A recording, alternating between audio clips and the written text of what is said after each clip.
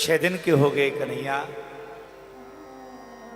और उधर नंद बाबा ब्रिजवासियों से कहने लगे, भैयाओ तुम लाला को यहाँ पे जन्मोत्सव मनाओ और मैं हर वर्ष कंस को कर देने के लिए जाता हूं।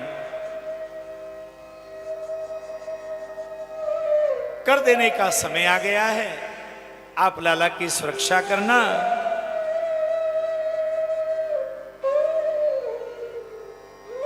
तो समझदार गोपों को नंद बाबा ने लाला की सुरक्षा के लिए लगाया।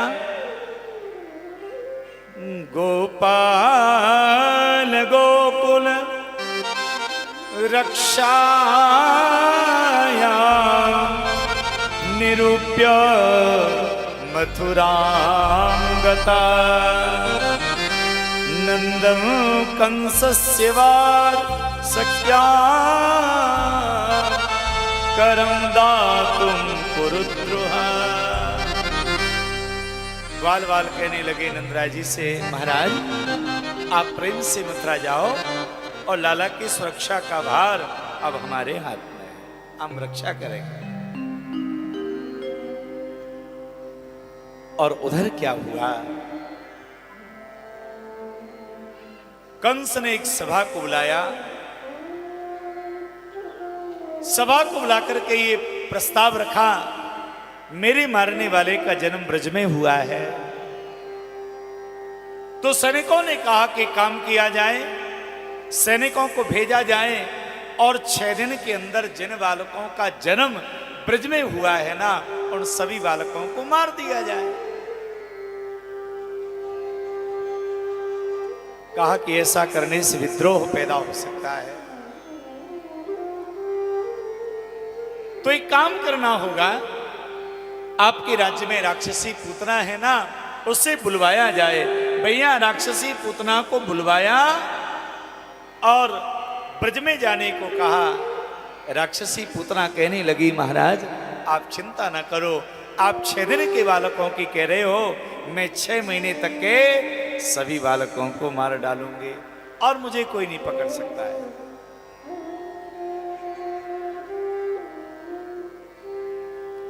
उधर नंद बाबा कंस के पास पहुंचे हैं और कंस को वार्षिक कर दिया। नंदराज जी कहने लगे, महाराज कंस घर में लाला का जन्म हुआ है।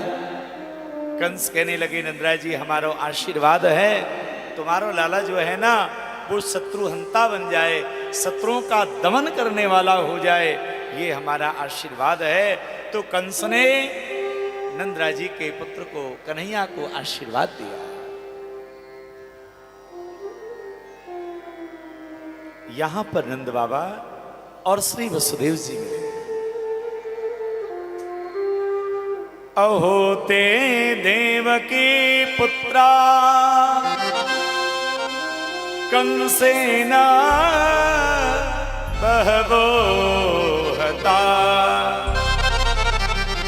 एका वसिष्ठ वर्या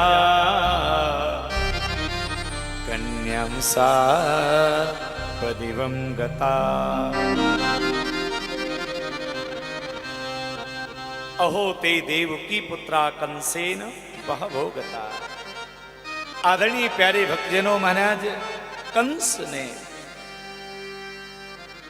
नंदराज जी कहने लगे, भैया वसुदेव मैं जानता हूं तुम्हारे 6 पुत्रों को कंस ने मार दिया, 7वां गर्भ में ही समाप्त हो गया और 8वें नंबर पर एक कन्या का जन्म हुआ, वो आकाश मंडल में साप देकर के चली गई, मुझे बड़ा कष्ट हुआ। वसुदेव जी कहने लगे, नंदराज जी पर मैंने सुना है तुम्हारे घर में एक बालक का अवतरण हुआ है, सब आपकी कृपा से हुआ है। एक काम करो ना, आप जल्दी से गोकुल चले जाओ। यहां पर नंद और वसुदेव दोनों वार्ता कर रहे हैं। और उधर क्या हुआ महाराज, भगवान श्री सुखदेव जी वर्णन करने लगे, पूतनाओं ने बड़ा सुंदर रूप बनाया और सुंदर रूप बना करके ब्रज में गई और जिस परिवार में घर में छोटे बालक की किलकारी गूंजे, छोटे बालक की रोने की आवाज आवे, भैया उसी परिवार में मामी मौसी ताई चाची बनकर के प्रवेश कर जाए और मौका मिलते ही महाराज उस नवजात को जहर पिला करके मार डाले।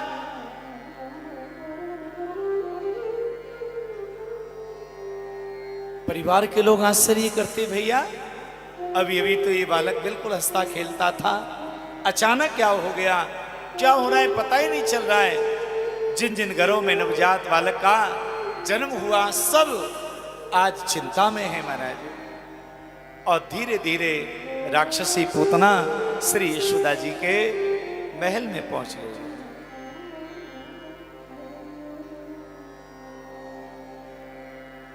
यशोदा मैया रोहिणी जी विराजमान है, लाला पल्ले में लेटे हुए हैं।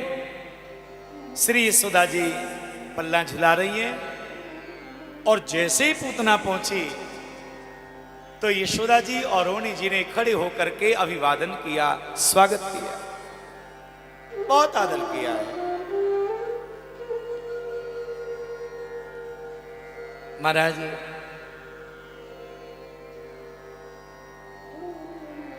कहा, देवी आप कौन है, कहां से आई हैं?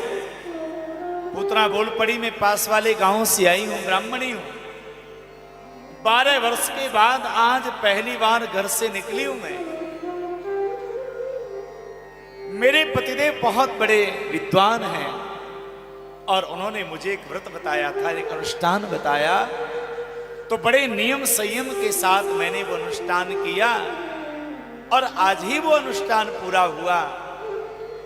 भगवान का आशीर्वाद मिला तो मेरे पतिदेव ने कहा, देवी तुम्हें सुंदर आशीर्वाद मिला है कि अपना अमृत अगर किसी 6 दिन के बालक को यदि तुम पिलाओगी तो बालक अमर हो जाएगा, अजर हो जाएगा, निरोगी होगा।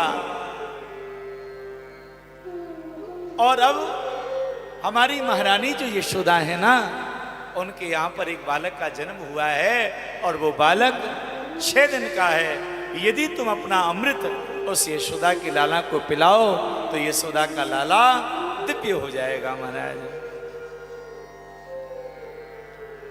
अरे यशोदा जी, तो मैं आपके पास में आई हूं, अगर तुम कहो तो एक लाला दे दो मुझे और मैं लाला को दूध पिलाऊं, तुम्हारा लाला निरोगी हो जाएगा, हजारों वर्षों तक इसकी उम्र हो जाएगी, स्वस्थ रहेगा, कभी बुढ़ापा नहीं आएगा। अनेक प्रकार से कहा। यशोदा मैया तो कांपने लगी, मैं अपने लाला को किसी स्त्री को क्यों प्रदान करूं? ना ना ना, मैं देने वाली नहीं हूं। उसी समय क्या हुआ, रोहिणी जी आई और रोहिणी जी कहने लगी, यशोदा अरे अपनी भाग्य की सराहना करो, देखो हमारा कितना बड़ा सौभाग्य है कि ब्राह्मणी हमारे घर में पधारी, हमारे लाला को आशीर्वाद दे भी आई।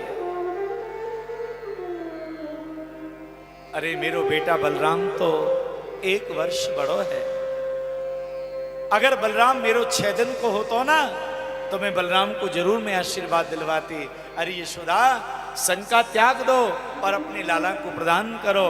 यशोदा मैया ने अपनो लाला पूतना को दिया और पूतना ने श्री कृष्ण को अपनी गोद में लिया है।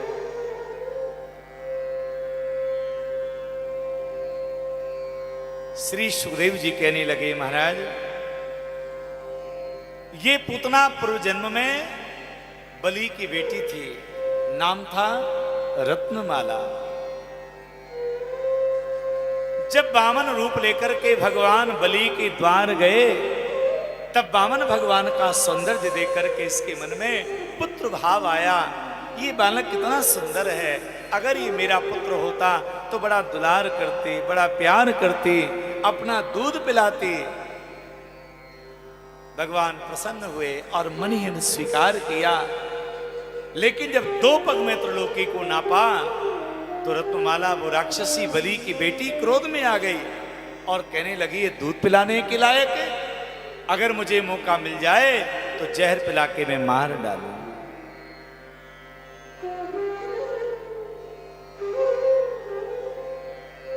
आज वही राक्षसी पुतना बनी।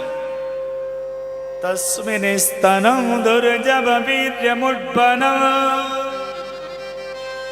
घोराङ्कमादाय शिशो ददावता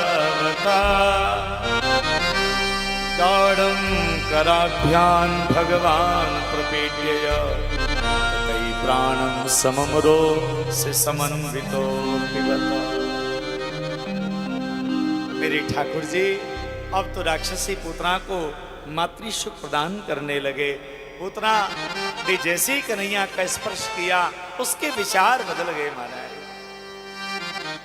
और पुत्रभाव से दूध पिला रही हैं भगवान को, और अब विचार करने लगी, हे भगवान कैसी मां हूं मैं, जहर पिलाने के लिए आ गई। हे महादेव जी इस बालक की रक्षा करना, मेरे प्राण भले ही चले जाएं पर इस बालक की रक्षा हो जाए, ये बालक बच जाए। मेरे प्रभु ने पहले महाराज विषपान किया, दुग्धपान किया, पुतना के सभी विकारों को भगवान ने पी लिया, और उसी प्रकार से महाराज पुतना के द्वारा किए गए जन्म जन्मांतरों के पापों को भगवान ने पी लिया। अंत में प्राण बचे। भगवान श्री कृष्ण जी ने अब प्राणों को भी पीने लगे। गाढ़ं कराभ्यां भगवान प्रपीड्य ततै प्राणं प्राणैः समं रोष समन्वितो पिबत। जैसे प्राणों को पीने लगे तो चिल्लाने लगी, बचाओ बचाओ बचाओ, रक्षा करो, अरे लाला छोड़, अरे लाला छोड़। भैया 6 दिन के कन्हैया बोल पड़े, मौसी जी हम पे पकड़बो आवे छोड़बो आवे ना है, अब तो सीधे ठिकाने पहुंचा के ही मानेंगे। अब तो और घबरा गई, हे भगवान इन 100 लाला बोल रहे हो, 6 दिन को लाला बोल रहे हो, इतना बड़ा रूप बना लिया, और भगवान को लेके आकाश में उड़ गई। मेरे कन्हैया ने जब उसके प्राणों का हरण किया तो पूतना का जो विशाल शरीर है ना, वो मना 6 कोस के बीच में जाके गिरा है। पतमानोपि तद्देहिन गप्पी उतरित दुह्यमान चूर्णयामास राजेंद्र महसासीर तवद्भुतम।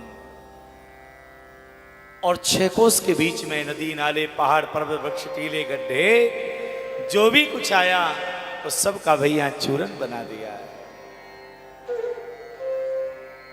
ब्रजवासी दौड़े, लाला को लिया और यशोदा मैया की गोद में दिया। पूर्णमासी पुरतानी जी आई। पुरतानी जी कहने लगी, यशोदा तेरे लाला ने राक्षसी को स्पर्श किया है, अब या को शुद्धिकरण होना चाहिए। तो भगवान के शुद्धिकरण के लिए गौशाला में ले गई, गौमूत्र में स्नान करवाया, गाय की पूंछ से झाड़ा लगा रही हैं, गाय माता के चरण रज लगा रही हैं और लाला की नजर गुजर उतार रही हैं। भगवान कहने लगे, माताओ तुम दिव्य हो महाराज।